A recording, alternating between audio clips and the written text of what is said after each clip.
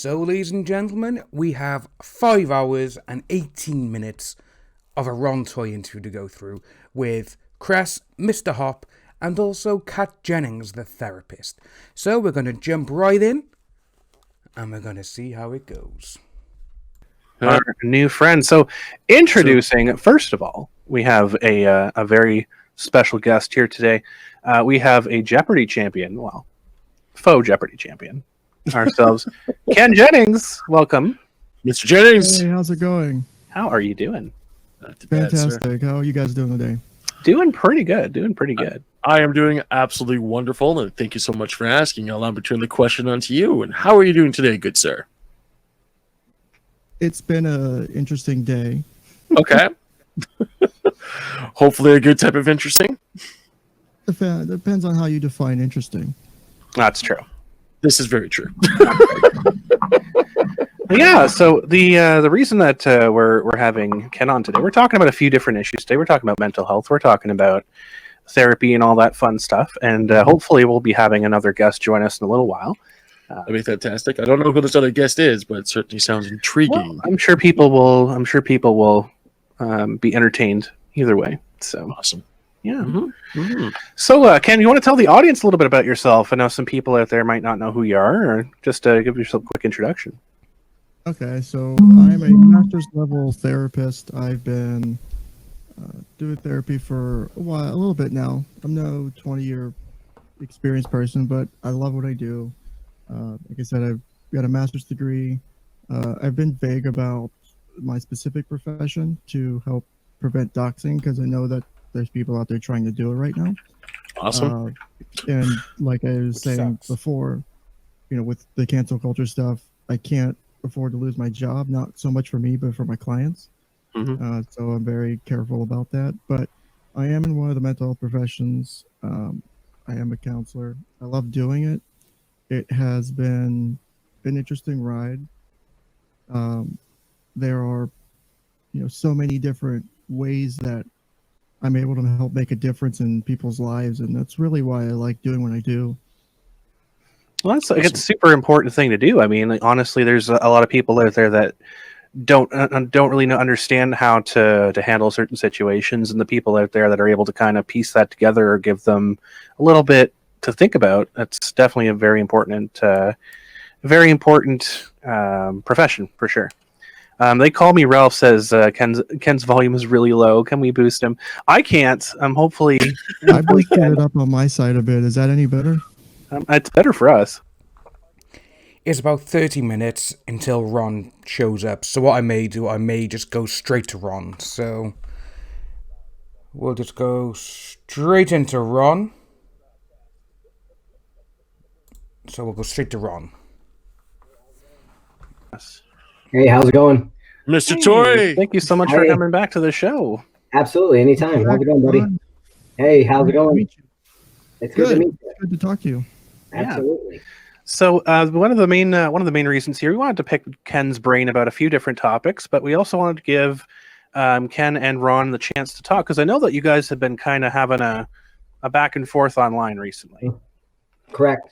Yeah. I would say that's true.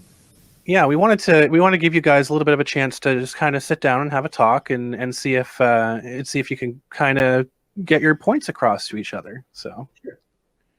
Yeah. Yeah. So we'll let Ken start. Go for it. Well, my goal here, Ron, is, like I've said before, this isn't meant to be, adversarial. Mm-hmm. I truly want what's best for you, for your family, for everybody. Sure. I do have legitimate concerns, and that's, why I'm glad that, these guys here allowed us to have this opportunity. And, I'm sure that, you have questions for me or you have feelings about me, and you can love me or hate me. That's fine.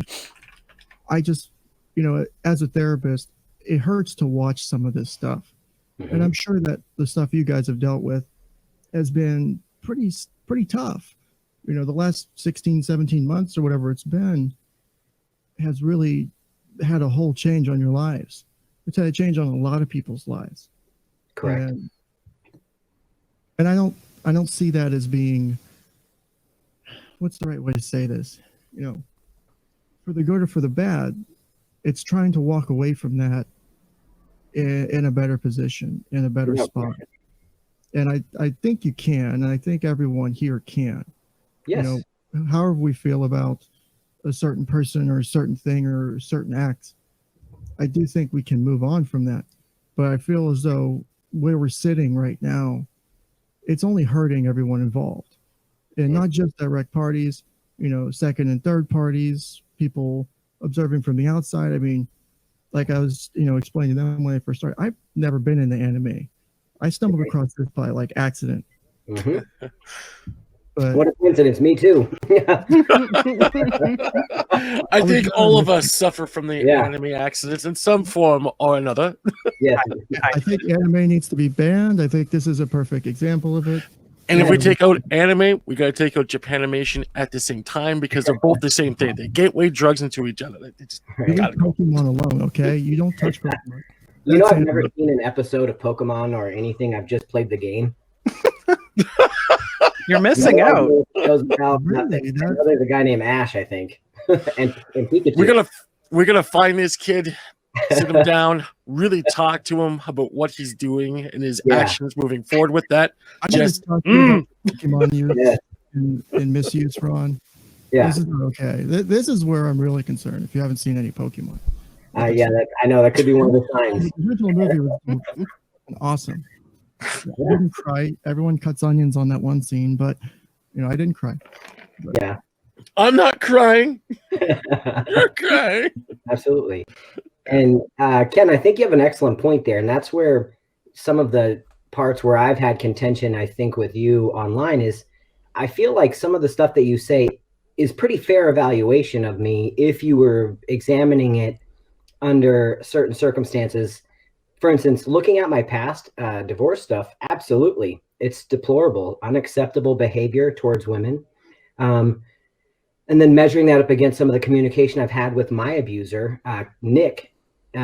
People can have their opinion of him one way or the other. But for me, in my world, he is one of the main people that has perpetrated or perpetuated harassment to a level that never needed to be. So, you know, my communication with him sometimes is confrontational, and other times I'm genuinely trying to connect with the dude, but he always results to insults to me. And, you know, in the past, and this is the thing, being transparent, you're only seeing a fraction of how negative and bad I was in the past. If you knew the whole history, you would absolutely be very accurate in your assumption or appraisal of me. So that's part of why it's annoying, because of the work I've done, and the assessment is that I'm still that way. And I don't believe anyone ever arrives at a point of being better, right? I think it's dedication to the process and falling in love with the process of being a better person. And so chop wood, carry water, pounding the stone, things like that, those amazing books. Kaizen, another fantastic book. It's about the process and not just one area, but all areas. And so while I believe part of your evaluation and why I said in some of the posts that you have competency, I feel like the tact that you use about it was disappointing from a licensed therapist. You know what I mean? Because in my opinion, when you say therapist, right? If you'd have just left it at Ken Jennings, this is my opinion, cool, that's your opinion. But when you take it up a notch and say, I'm a therapist and this is my evaluation of Ron, I get why you're doing it, because you're wanting to add validity to it. But at the same time, you're in a way influencing others to form an opinion. And, you know, at first, I was upset. But then I had to take a step back and realize, I'm like, I'm not going to sue this guy. I'm not going to do these things, because then I'm being exactly what I hate. I like free speech. People have been accusing me of shit for a year. And some of it's justified. Yes, I slapped my ex on the thigh with a remote control. I've never defended that thing. I made threats, never defended it. But people have put words in our mouth and speak with authority who aren't in the middle of this lawsuit, who don't understand the actual emotions and the money that's on the line, and asking for stuff that they don't have a clue about. And so it's very frustrating to be on this side of it with people who don't have anything on the line, who aren't willing to risk. We were being sued for $1 to $5 million. and we didn't big back down deal. because of our position. That's a risky thing, and we put our. So that's a bit of new information there. So VM is suing for $1 to $5 million. I thought he was just doing it to stop them from talking crap about him because of what they were saying. Money on the line, and for a year it's like, oh, Chris Sabat's paying this, or fuck that. None of them paid a dime towards our costs. It was me and Monica. Thankfully, we didn't even know our insurance would cover it until August. And if I would have known it, I wouldn't have had to spend almost $50,000 of our own money out of pocket. You know, it's like, we did this for a reason, and people continue to think for some reason, and I get it's their opinion, that we had some ulterior motive, or it was something other than just standing up for what we believe in. And everybody's free to share an opinion, but I'm not going to be nice to the people who have called my fiance a fat, disgusting whale. I don't have to give that man an ounce of dignity or respect in my response to him. Now, I agree with him on that. I say I've always been against that, no matter what. When you start taking shots of someone's appearance and calling them names like that, it's got nothing to do with it. That is literally just trying to stab something when it's not there. Literally, that's what I was saying. Literally, appearances, doesn't matter if they're gay. It doesn't matter for anything. If it's got nothing to do with the situation, there's no need for any of that to be there. I've said that in the past. I haven't defended it. I've said, we're infamous and all that. So you don't need to do that. I'm against body shaming. I'm against all of it. Obviously, I'm a big guy, so why would I do it? But I've also told people, don't do it. There's just no need, because that is just bringing you down to their level, and it's going to start getting back and forth. You're going to call them something. They're going to call you something. And then it's not even about what's going on. It's not about the actual situation. To you, I'm going to give you a fair shot, because you're coming at this approach in a professional manner. In a sense, I might disagree with you, but at least you've That's had a fair. fair Feel free point on my path. And Just, I think you're. Oh, go ahead. Sorry. I was going to say, just on a complete side note, and I do apologize for interjecting here. Ken's mic isn't the best, so sometimes he has problems chiming in. So if you hear him talk, if you can, try to give him the space he needs to communicate effectively. No problem. Thank you for setting Awesome. that boundary. Yep. Appreciate it. Thank you for that. I have my noise gate set up a little high. Let me see if I can lower it, because I got a little bit of static here. I've increased my dB. So hopefully that'll help with that. If you need me to increase it more, I can. I'll talk a little bit louder now too. I was trying not to wake someone up. No, Yep. So you made a lot of good points there, and like I said, I think it's not wrong to feel the way you feel. You should never, feel those, sometimes our feeling, as I was talking to Crum and Mr. Hoppe about before you joined us, sometimes our feelings are influenced by things that aren't always within our control initially. Right. And we have to recognize that and take a grasp on that. Right. And that's not easy to do. That can be a terribly long and painful process. And tell me about it. And you said you've gone through the therapy or the treatments, it sounds like, with your past, that you've had to go through that. Yeah. And so, I'm willing to, and I do this with all my clients. I'm going to give you the same justification. Again, I'm not your therapist, all that disclaimer stuff. But I'm going to give you the same benefit of the doubt. I will take you at your word for the things you're saying. I cannot operate effectively from the stance that you're lying to me, because one, it destroys any trust. And two, I don't want to think you're doing that. I hope that you're coming here and, being honest and being open in whatever ways you can. Of course, I'm not going to push you on something you don't want to talk about. I'm not going to make you talk about something you don't want to. But I do want to kind of explore this stuff with you. Sure. And I do want to go kind of deep into this, if you don't mind. I don't mind. Ask me questions and hard questions. Like, don't be afraid. Don't pull punches. Ask me the hard shit. You know what I mean? Like, I'm going to be honest as much as I can. If I can, I'll say, fuck it, I can't answer that question. But ask me the hard stuff. That's how we're going to get through the crap and get to the true situation. You know what I mean? So let me do this then. Let me set a standard here at the beginning. what is absolutely off limits, so I know not to touch it? To be honest, like I don't really know, because if you ask me a question about the lawsuit, I'll just regurgitate what's already there. So let's just play with the nothing's off limits, and then if I can't, I'll just apologize and let you know why. Okay, that's So fine. go crazy. Give me where you want to go. All right, so let me ask you this then. Let me go back to something you said in the beginning here. Sure. And it's about both your perceptions and your feelings about this whole situation, about the people involved, and about your growth from before. Okay. You know, you going back 8 years, you've had the situation with your exes, and obviously that was a very complicated relationship, I'm sure. Oh yeah. You know, marriages that aren't working out, especially when there's children involved, whether they're the parent or not, they're a step, you know, whether the biological parent or not, they're there in the household. It's tough on everybody, you know. And my biggest criticism of that situation as it comes to today isn't the remote thing. Well, like everyone jokes about it, everyone makes fun of it. It is what it is. That's not my concern. My concern goes back to it's the control concern, right?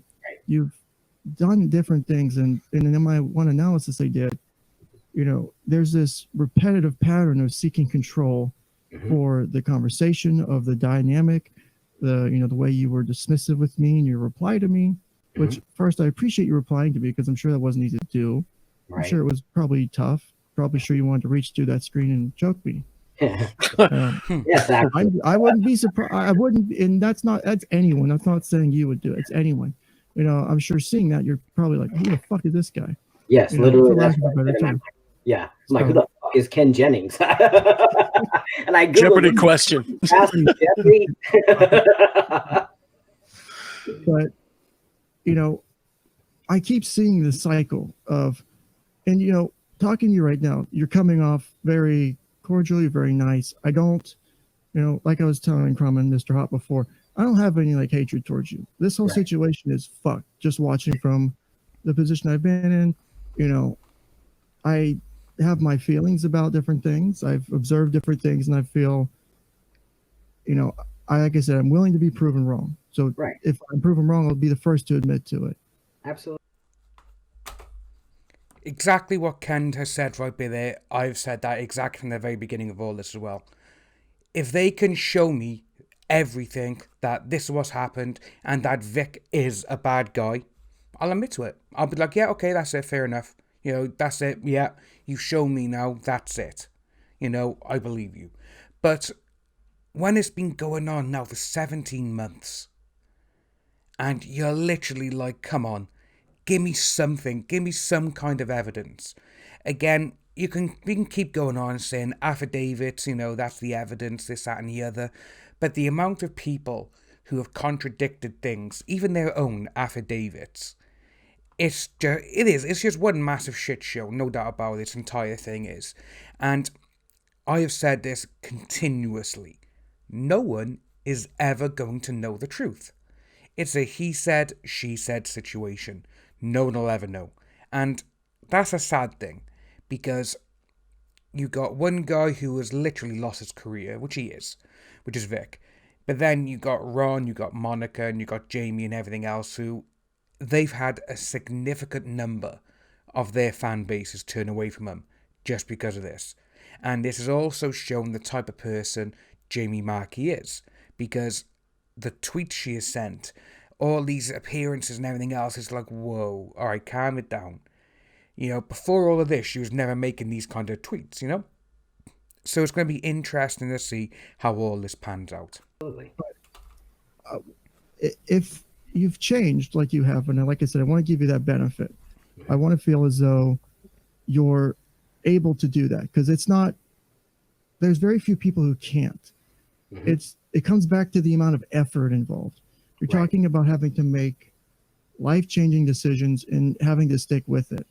And especially when it comes to things like abuse or violence or things like that, it's very hard to, and you know, you said it on your podcast last time, you know, it's kind of it's a thing you go back to. It's a hard thing to walk away from.